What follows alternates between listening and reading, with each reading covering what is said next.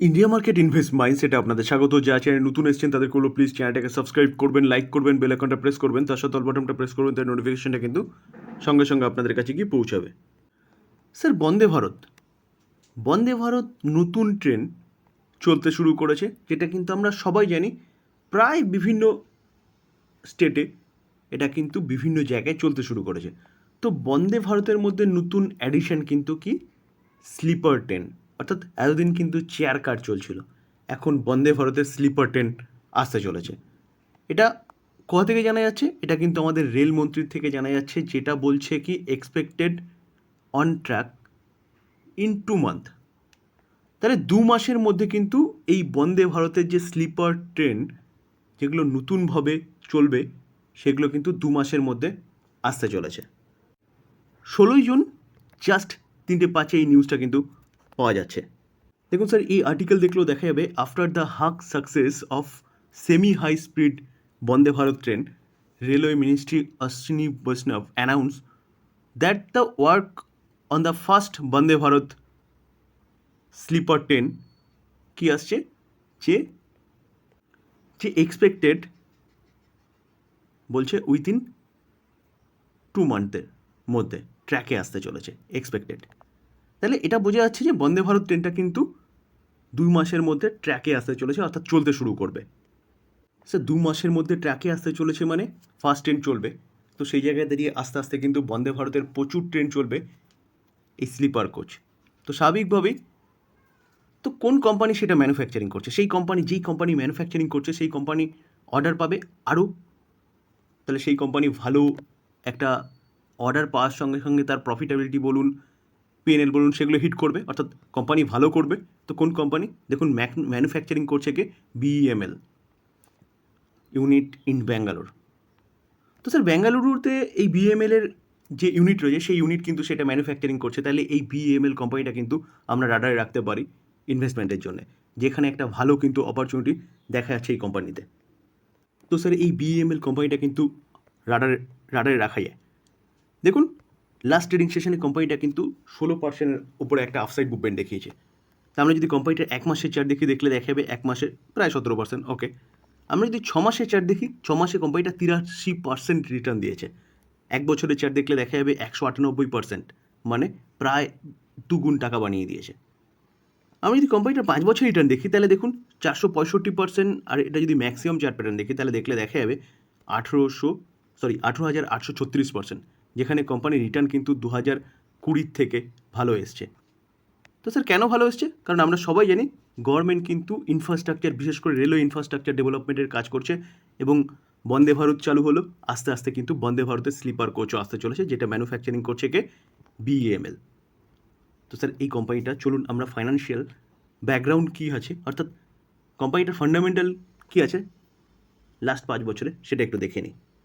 আমরা যদি কোম্পানিটার রিজার্ভ দেখি, 2600 কারোর মতন কিন্তু কোম্পানিটার কাছে রিজার্ভ আছে। লং টার্ম বোরিং কিছু নেই, অর্থাৎ লং টার্ম বোরিং হচ্ছে 0। শর্ট টার্ম বোরিং দেখলে দেখা যাবে শর্ট টার্ম বোরিং কত আছে, 60, অর্থাৎ 60, যেটা কিন্তু কমছে। অর্থাৎ শর্ট টার্ম বোরিং ফ্ল্যাকচুয়েট ম্যানারে থাকে, সেটা নিয়েও ভাবার কিছু নেই। আর এই কোম্পানির শর্ট টার্ম বোরিং একদম খুব সামান্য রয়েছে। ক্যাশ অ্যান্ড ক্যাশ ইকুইভ্যালেন্ট দেখলে দেখা যাবে কোম্পানির কাছে অনলি ফর 8.5 কারোর মতন ক্যাশ রয়েছে। তো ব্যালেন্স শিট ঠিকঠাক আছে বলতে পারেন। আমরা যদি কোম্পানির প্রফিট দেখি 2020 থেকে, দেখুন 68, সেটা 74টা 134, 134টা 158, 283। তাহলে কোম্পানির প্রফিট যেটা, সেটা কিন্তু কন্টিনিউয়াসলি বাড়ছে। সেটা কিন্তু আমরা ইপিএসও দেখতে পারবো। দেখুন, ইপিএস ছিল কত? 16, সেই ইপিএস 17 হয়েছে 32, 32টা আস্তে আস্তে কত? 38, 38টা 67। তাহলে বোঝা যাচ্ছে কোম্পানি কিন্তু বিজনেস ভালো করছে, যার জন্য কোম্পানির প্রফিটেবিলিটি এবং তার সাথে সাথে ইপিএসটাও কিন্তু বাড়ছে। আমরা যদি শেয়ার হোল্ডিং প্যাটার্ন দেখি, তাহলে মার্চ 2024 প্রোমোটার 54% স্টেক হোল্ড করছে, foreign institution investor almost 10% stake hold করছে, ডোমেস্টিক ইনস্টিটিউশন ইনভেস্টার কতটা? 17.8% স্টেক হোল্ড করছে, এবং পাবলিক দেখলে দেখাবে কিন্তু পাবলিক 18% স্টেক হোল্ড করছে, 18.3%। সবচেয়ে মজার বিষয় এটাই যে পাবলিকের দেখুন স্টেক কিন্তু কন্টিনিউয়াসলি কমছে। 20.4 ছিল, সেখানে 20.2, 17.9, সেখান থেকে 18.3। আর তার পাশাপাশি যদি দেখেন, তাহলে এফআইএস, ফরেন ইনস্টিটিউশন ইনভেস্টার কিন্তু এখানে ইন্টারেস্ট দেখাচ্ছে। কেন? কারণ কোম্পানি বিজনেস পাচ্ছে, গভর্নমেন্ট রেল নিয়ে কাজ করছে, বন্দে ভারত বলুন, নতুন ট্রেন বুলেট ট্রেনও কিন্তু চলতে শুরু করবে ভারতে। তো সেই জায়গায় দাঁড়িয়ে স্যার হিউজ কিন্তু এই কোম্পানিটার কাছে অর্ডার আসবে, এই কোম্পানিটার ডিমান্ড বাড়বে। ইনস্টিটিউশন ইনভেস্টর দেখলে দেখা যাবে, দেখুন মিউচুয়াল ফান্ড 16% ওপরে স্টেক হোল্ড করছে। 16টা মিউচুয়াল ফান্ড রয়েছে, যেখানে এইচডিএফসি 0.08% স্টেক হোল্ড করছে। দেখুন কোটাক দেখলে দেখা যাবে কত, 4.80% স্টেক হোল্ড করছে। আইসিআইসিআই 1.37% স্টেক হোল্ড করছে। তাহলে স্যার এতটা মিউচুয়াল ফান্ড কেন স্টেক হোল্ড করছে বুঝতে হবে স্যার। কারণ দেখুন ইনস্টিটিউশন ইনভেস্টারগুলোর কাছে কিন্তু আমাদের থেকে, অর্থাৎ রিটেল ইনভেস্টার থেকে অনেক বেশি ইনফরমেশান থাকে। তার জন্যে কিন্তু ইনস্টিটিউশন ইনভেস্টারদের অবশ্যই ফলো করতে হয়। তো স্যার মিউচুয়াল ফান্ড কেন আছে বুঝতে পারছেন। Foreign portfolio investor 9.51% stake hold করছে। 132টা ফরেন পোর্টফোলিও ইনভেস্টার রয়েছে, যেখানে কিন্তু ইন্স্যুরেন্স কোম্পানি 1.26% স্টেক হোল্ড করছে। 7টা ইন্স্যুরেন্স কোম্পানিও রয়েছে। আমরা যদি কোম্পানিটার কাজ দেখি, দেখুন কোম্পানিটা যে শুধু কোচেস তৈরি করছে সেরকম ব্যাপার নয়। কোম্পানিটা তার পাশাপাশি ডিফেন্স সেগমেন্টেও কিন্তু এক্সপোজার রয়েছে, এবং কনস্ট্রাকশন বলুন, মাইনিং বলুন, এইসব কাজও কিন্তু কোম্পানিটা করে। তার পাশাপাশি মেট্রো রেলেও কিন্তু কোম্পানিটার এক্সপোজার রয়েছে, অর্থাৎ মেট্রোর যে কোচগুলো হয় সেগুলোও কিন্তু কোম্পানিটা তৈরি করে। তো যে কোম্পানিটা যে বিজনেস করে, সেই বিজনেস কিন্তু বলতে পারেন যে ওয়েল ডাইভার্সিফাইড এবং ফিউচার ওরিয়েন্টেড বিজনেস, যেখানে গভর্নমেন্ট কিন্তু কাজ করছে। দেখুন আমরা যদি মার্কেট ক্যাপ দেখি, 19,600 হচ্ছে মার্কেট ক্যাপ, অর্থাৎ বলতে পারেন মিড ক্যাপ ক্যাটাগরির কোম্পানি। পি 69.7 রয়েছে, পি একটু হাই রয়েছে। দেখুন পি যদি এখান থেকে কোম্পানি প্রফিট ভালো করে, তাহলে এই পিটা আবার কমে যাবে। তো পিটা কি প্রফিটের উপর ডিপেন্ড করছে, ঠিক আছে। দেখুন return on equity 15.2, return on capital employ 15.2, এবং রিটার্ন অন ইকুইটি কিন্তু কত আছে, 11.1, মোটামুটি ঠিকঠাক আছে বলতে পারেন। কোম্পানির ফেস ভ্যালু 10 আছে, মানে কোম্পানি কিন্তু পরবর্তীকালে স্প্লিটও দিতে পারে।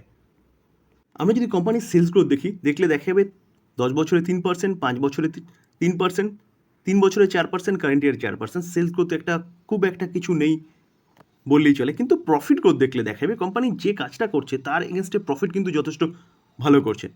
দেখুন 10 বছরে 43%, 5 বছরে 35%, 3 বছরে 60%, কারেন্ট ইয়ারে 87%। তাহলে প্রফিট গ্রোথ কিন্তু যথেষ্ট ভালো রয়েছে। এবং তার পাশাপাশি যদি আমরা স্টক সিজিআর গ্রোথ দেখলে দেখা যাবে, দেখুন 10 বছরে 22%, 5 বছরে 47%, 3 বছরে 62%, কারেন্ট ইয়ারে 204%। কোম্পানি স্টক সিজিআর গ্রোথ, অর্থাৎ শেয়ার হোল্ডারদেরও কিন্তু ভালো একটা রিটার্ন বানিয়ে দিয়েছে। তার পাশাপাশি রিটার্ন অন ইকুইটি দেখলে দেখা যাবে সেটাও কিন্তু কন্টিনিউয়াসলি বাড়ছে, 5 থেকে 6, 6 থেকে 8, 8 থেকে 11।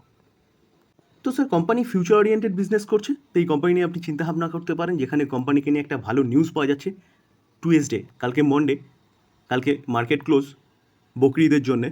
তো সেই জায়গায় দাঁড়িয়ে টুয়েসডেতে কিন্তু এই কোম্পানিটা ধামাকা মাজাতে পারে। এই কোম্পানিটা কিন্তু আপনি আপনার রাডারে রাখতে পারেন লং টার্ম ইনভেস্টমেন্টের জন্য। ডিসক্লেমার দিয়ে রাখি, স্যার এটাকে বাই সেল রেকমেন্ডেশন একদম নেবেন না। কোম্পানির সম্বন্ধে ভালো নিউজ পাওয়া যাচ্ছে, সেই নিউজটা নিয়ে আলোচনা করলাম। তো সেই জায়গায় দাঁড়িয়ে এটাকে লার্নিং হিসেবে নেবেন। এখান থেকে অ্যানালাইসিসটা আপনাকে সহযোগিতা করবে স্টকটাকে চুজ করার জন্য। তো আলোচনা এই পর্যন্ত। যদি আলোচনা ভালো লাগে, যারা চ্যানেল নতুন এসেছেন তাদেরগুলো প্লিজ চ্যানেলটাকে সাবস্ক্রাইব করবেন, লাইক করবেন, বেল আইকনটা প্রেস করবেন, তার সাথে অল বাটনটা প্রেস করবেন, নোটিফিকেশনটা কিন্তু সঙ্গে সঙ্গে আপনাদের কাছে গিয়ে পৌঁছাবে। থ্যাংক ইউ, ভালো থাকবেন।